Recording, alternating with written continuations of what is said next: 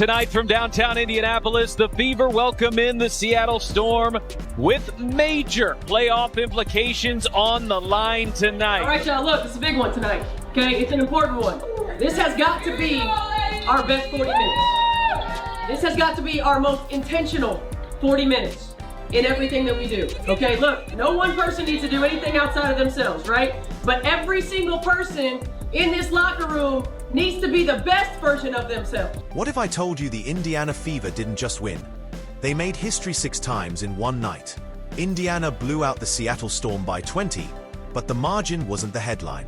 With Caitlin Clark sidelined, her Nike logo lighting up Gainbridge, and 5 other teammates also missing, the Fever showed they're more than just hanging on. They set records, fought their way back into playoff position, and proved they are deeper than anyone expected. This wasn't just a win. It was a statement. Aaliyah Boston and Izzy McMagor in the center jump circle. We are underway from Indianapolis. Odyssey Sims tracks down the jump ball and lays it in. Sims wearing bright pink shoes, passes to Mitchell, right corner 3. It's good, and it's a record! 771 points and counting in 2025 for Kelsey Mitchell, the most in Fever franchise history. What happens when a player doesn't even take the court, yet still defines the night?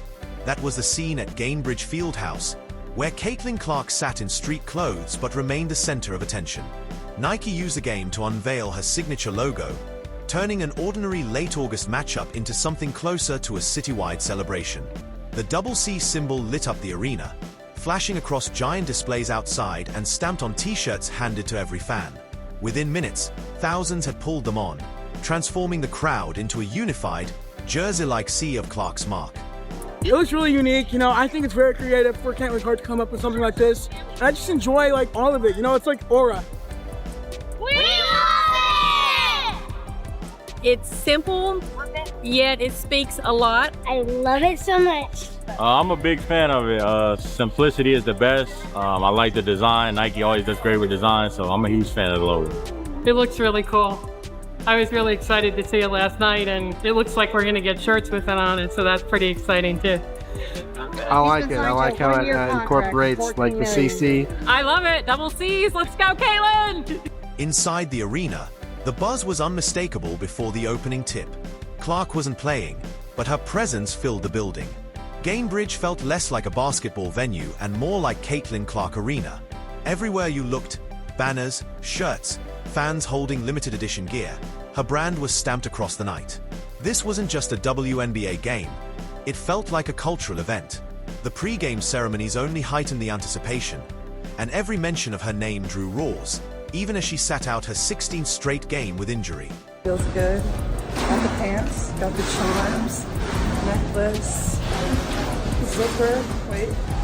zipper, everything. But that's where the tension set in. Clark wasn't the only one in street clothes.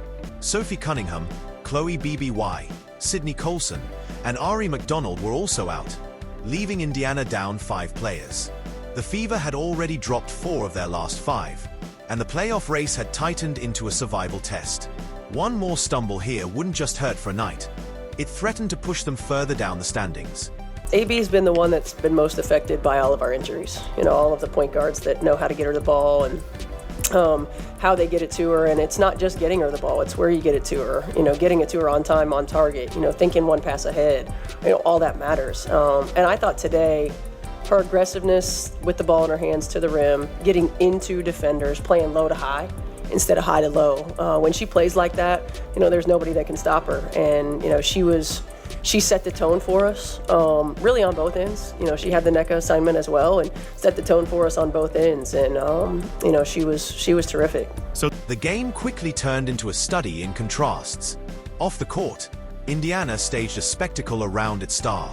On the court, the Fever were shorthanded and staring at the challenge of slowing down Seattle. Coach Stephanie White made it clear before tip-off. This had to be played like a playoff game, because everyone mattered now. Aaliyah Boston echoed the sentiment, saying the atmosphere felt less like August basketball and more like May.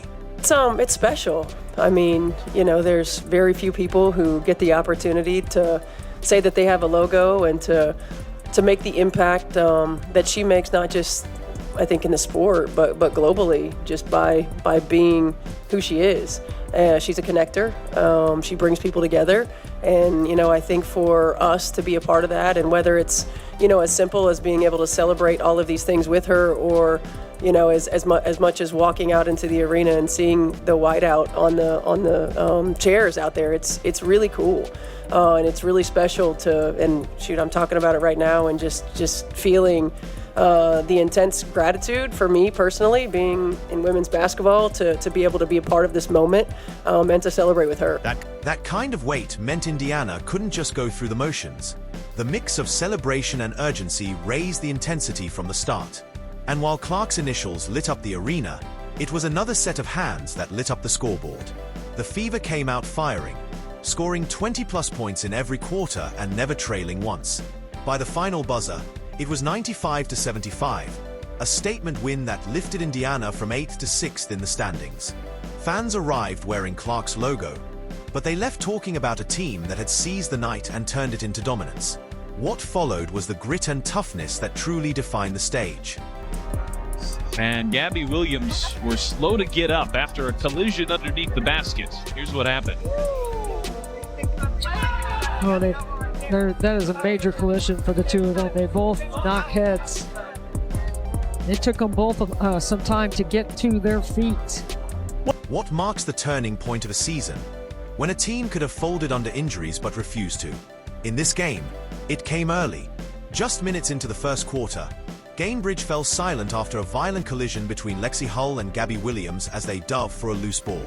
The crack of impact echoed, and moments later Hull walked off with a swelling knot on her forehead.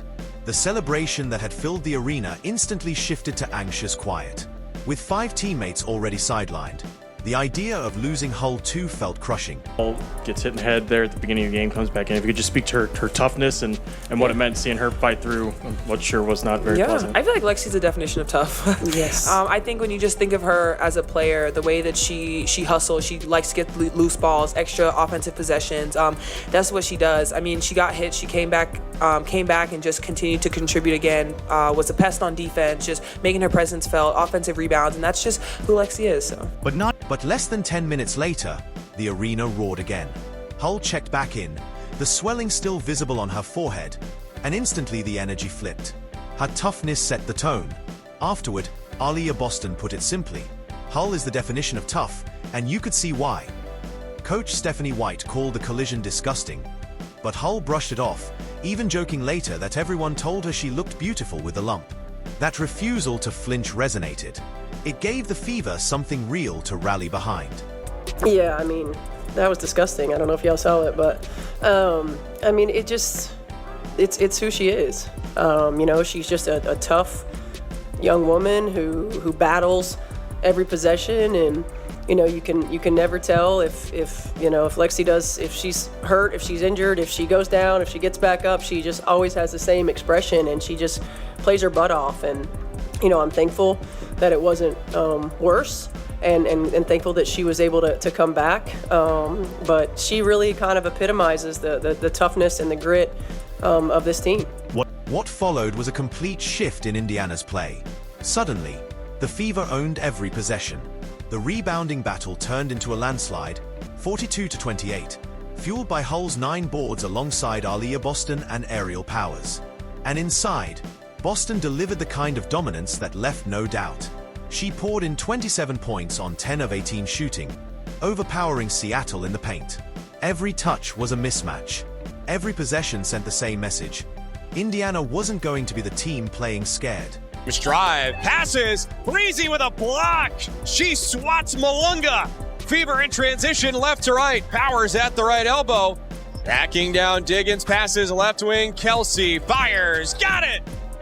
The defense to offense, and the Fever lead by 10. It's 22-12 with 2 minutes to go in the first quarter. Odyssey Sims knocks down a 3. Meanwhile, Kelsey Mitchell and Odyssey Sims brought the firepower on the perimeter. Mitchell carved up Seattle's defense with sharp cuts and relentless drives. So effective that Storm veteran Neko Ogwumike admitted afterward that she was the head of the snake they couldn't contain. Sims made her own statement. not just with 22 points, but with a wild, contested bank shot from nearly 35 feet that sent the crowd into chaos. Together, Boston, Mitchell, and Sims each cleared 20 points, turning Indiana into an unstoppable force and keeping constant pressure on Seattle at both ends.